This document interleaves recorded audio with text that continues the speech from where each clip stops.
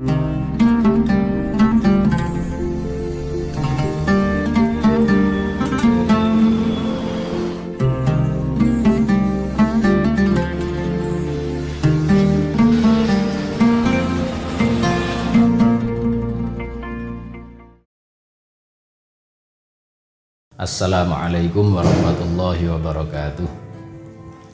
Bismillahirrahmanirrahim. Alhamdulillahirabbil alamin. Wassalatu wassalamu ala asyrafil mursalin sayyidina wa maulana Muhammadin wa ala alihi wa ashabihi ajma'in. Amma ba'd.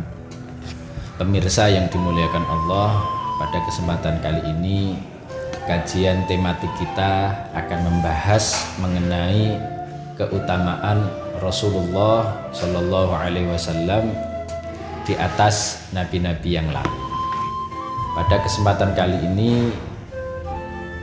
secara khusus kami akan menyampaikan dalam kitab Muhammad Shallallahu Alaihi Wasallam Al-Insanul Kamil mengenai ketika suatu kaum itu menuduh atau membantah Rasulnya, maka Rasul tersebut akan menolaknya secara langsung. Sedangkan kalau Rasulullah Shallallahu Alaihi Wasallam yang membalas atau yang menolak tuduhan tersebut adalah Allah Subhanahu Wa Taala. Misalnya dalam halaman 193 ini dijelaskan bahwa kaumnya Nabi Nuh misalnya. Kaumnya Nabi Nuh itu mengatakan kepada Nabi Nuh, "Inna lanaraka fi dhalalim mubin." Sungguh kami melihat engkau ada di dalam kesesatan yang nyata. Kemudian Nabi Nuh balas, menolak tuduhan tersebut dengan mengatakan, "Laisa bi dhalalatun." Saya tidaklah sesat. Contoh lagi kaumnya Nabi Hud mengatakan, "Inna lanaraka fi safaha." Sungguh kami melihat engkau ada dalam kebodohan. Kemudian Nabi Hud membalas, "Laisa bi safaha." Saya tidak bodoh. Kisahnya Nabi Musa dengan Fir'aun misalnya. Fir'aun berkata, "Inni la'azunnuka ya Musa mashura." Sungguh aku menyangka engkau wahai Musa orang yang terkena sihir. Nabi Musa pun membalas, "Inni la'azunnuka ya Fir'aun mazbura." Sungguh aku menduga engkau wahai Fir'aun orang yang akan rusak. Ini gambaran untuk nabi-nabi yang lain. Sedangkan nabi kita Nabi Muhammad Shallallahu Alaihi Wasallam, Allah sendiri yang langsung membalas tuduhan yang dilontarkan kepada Rasulullah Shallallahu Alaihi Wasallam. Misalnya ketika kaum kafir mengatakan Nabi Muhammad itu adalah tukang syair belaka, Allah langsung membalas, "Wa ma 'allamnahu syi'ra." Kami tidaklah mengajari Nabi Muhammad sallallahu alaihi wasallam syair. Ketika kaum kafir mengatakan bahwa Rasulullah adalah kahin atau dukun, Allah kemudian membalasnya, "Wala biqauli kahin." Itu bukanlah ucapan seorang dukun. Ketika orang kafir mengatakan bahwa Rasulullah itu sesat, Allah pun menjawab, "Ma dhalla sahibukum." Sahabat kalian ini, maksudnya Rasulullah sallallahu alaihi wasallam, bukanlah orang yang sesat.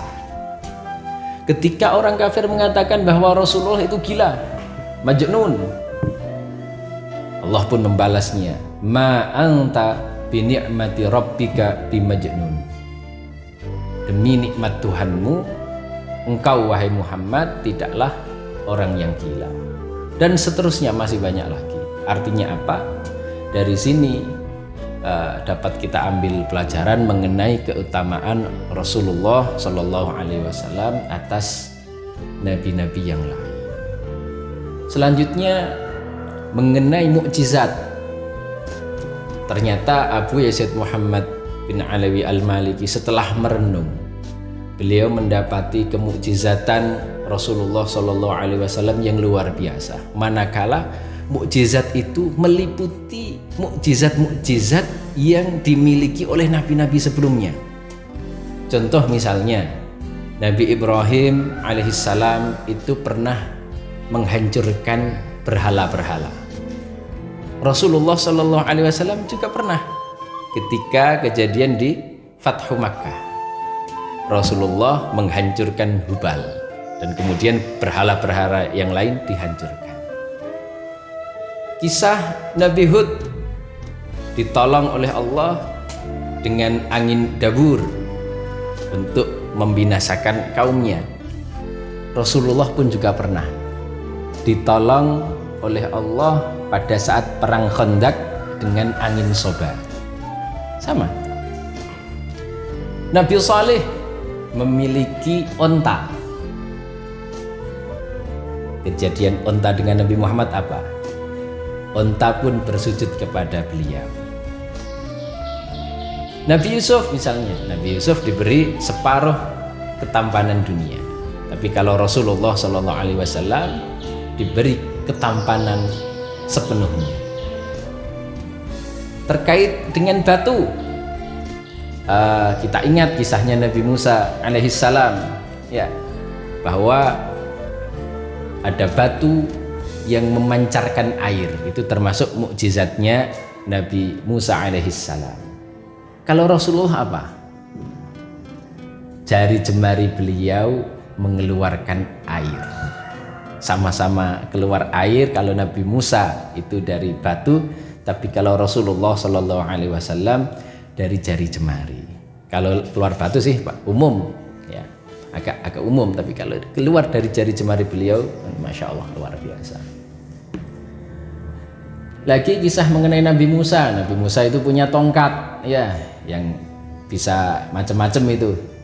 Kadang bisa jadi ular dan sebagainya. Nah, ya, terkait dengan tongkat apa? Ada pelepah kurma yang menjerit, yang mana dulu biasa dipakai bersandar oleh Rasulullah, kemudian pelepah kurma itu diganti, dipindah, akhirnya menjerit pelepah kurma itu. Persamaan dengan Nabi Daud misalnya. Kalau Nabi Daud itu suaranya sangat indah, sampai jibal, gunung itu bertasbih bersama beliau. Saking enaknya suaranya Nabi Daud. Ya. Kalau Rasulullah apa? Kerikil ada di telapak tangan beliau, bertasbih bersama beliau. Nabi Sulaiman diberi kerajaan dunia. Nabi Muhammad Shallallahu Alaihi Wasallam sebenarnya juga dikasih pintu seluruh, dikasih kunci seluruh perbendaharaan dunia, tapi beliau tidak mau beliau. Nabi Sulaiman paham bahasa burung. Kalau Rasulullah Shallallahu Alaihi Wasallam, ingat ada kisah unta yang mengeluh kepada Rasulullah Shallallahu Alaihi Wasallam, mengeluhkan pemiliknya. Rasulullah pun mendengarkan keluhan dari unta tersebut. Lagi masih terkait dengan Nabi Sulaiman. Nabi Sulaiman itu bisa menundukkan jin. Tapi kalau pada masanya Rasulullah Shallallahu Alaihi Wasallam, jin pun masuk Islam karena mendengar Al-Quran. Selanjutnya untuk Nabi Sulaiman, jin itu menjadi pembantunya Nabi Sulaiman. Siapa pembantunya Rasulullah kalau gitu? Malaikat. Demikian beberapa keistimewaan yang dimiliki oleh Rasulullah Shallallahu Alaihi Wasallam. Maka sudah sepantasnya kita sebagai umatnya Rasul yang paling mulia, sudah selayaknya kita juga menjadi orang yang paling mulia. Dengan cara apa? Dengan selalu meneladani beliau. Sebagaimana dalam Burdah itu disampaikan, lamma ta'allahu ta'ina li ta'atihi bi akramir rusli kunna akramal umam. Bagaimana biar kita bisa sama dengan Rasulullah? Kalau sama persis tidak bisa. Ya, kita perlu meneladani beliau agar menjadi umat yang paling baik. Demikian dari kami. Kurang lebihnya mohon maaf. Assalamualaikum warahmatullahi wabarakatuh.